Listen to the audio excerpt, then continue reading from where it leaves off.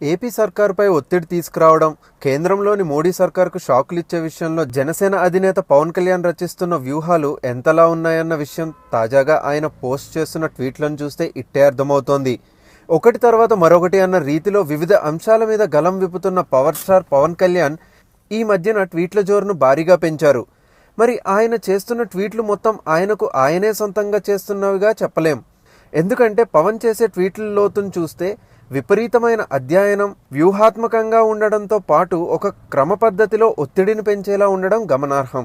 సమాచారాన్ని అందించడం, అవసరానికి తగినంత ఆవేశాన్ని ప్రదర్శించడం, భావోద్వేగాల్ని సృజించేలా వ్యవహరించడంతో పాటు ఉత్తరాది నాయకత్వం దక్షిణాది మీద ఎక్కి తొక్కుతోంది, చిన్నచూపు చూస్తుందన్న మాటను తెలుగోళ్ల మనసులో ఇంజెక్ట్ చేసే ప్రయత్నాన్ని పవన్ ముమ్మరం చేసినట్టుగా కనిపిస్తుంది. మరింత క్యాలిక్యులేటెడ్గా చేయాలంటే ఒకరితోనో ఒకరిద్దరి ఆలోచనతోనో సరిపోదు.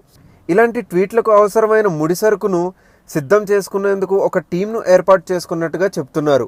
విశ్వసనీయ వర్గాల నుంచి అందుతున్న సమాచారం ప్రకారం పవన్ ట్వీట్లకు అవసరమైన ముడిసరుకును ఈనాడుకు చెందిన మాజీ ఉద్యోగులు కొందరు అందిస్తున్నట్లుగా చెప్తున్నారు.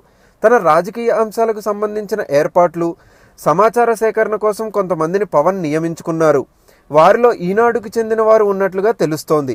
ఎందుకంటే ఈ మధ్య కాలంలో తెలుగులో పోస్ట్ చేస్తున్న ట్వీట్లు కొన్ని పదాలు కేవలం ఈనాడులో పనిచేసే జర్నలిస్టులు మాత్రమే తరచూ ఉపయోగించే పదాలు ఉండడం గమనార్హం.